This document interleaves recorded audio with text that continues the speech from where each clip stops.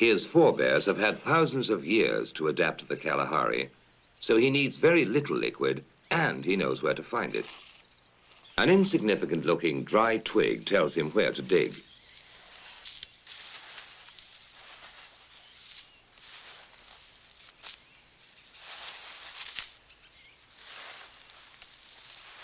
Anyone else would die. He unearths a bulbous root, which is really just a solid lump of wood with hard fibers that are merely damp. Civilized man would need some pretty complicated technology and machinery to get water out of it, but he uses the very simplest of tools. His scraper is a stick that has been split to give it a sharp edge, and he produces some dry-looking shavings. But you take a handful, point your thumb at your mouth, squeeze very hard, and wait for it.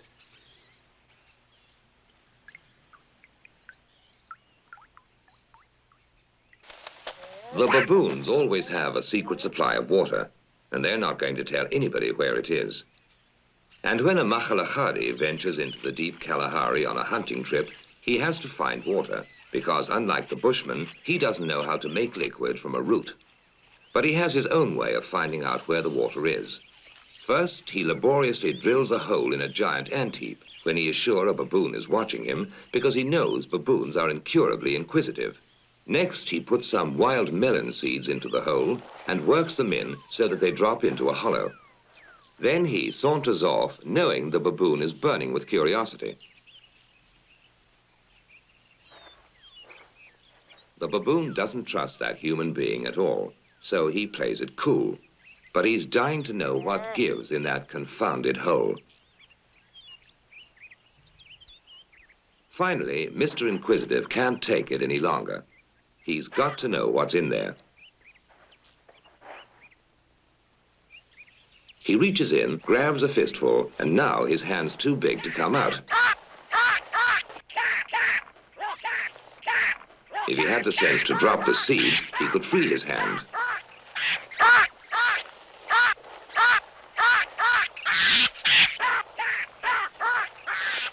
Now he lets go when it's too late.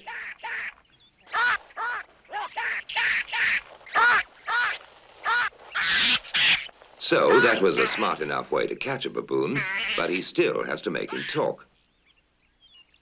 Now he knows that salt is very scarce in this particular area, and that baboon is going to eat those lumps like candy. In fact, he has such a ball eating salt that he completely forgets he's under arrest, and that in a little while he's going to be a mighty thirsty baboon.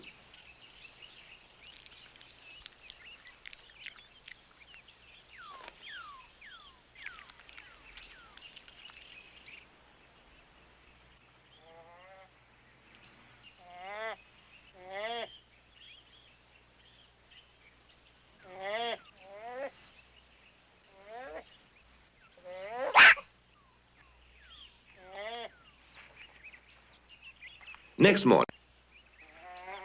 he decides the brainwashing has worked, so he sets him free, knowing that in his condition, he won't care who follows him to the secret reservoir.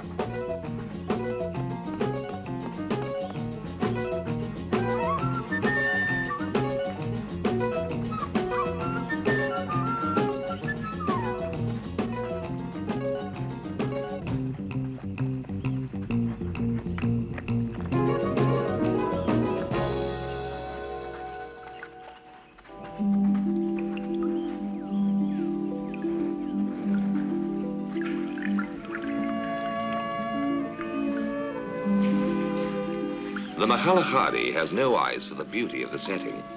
To him, water is beautiful.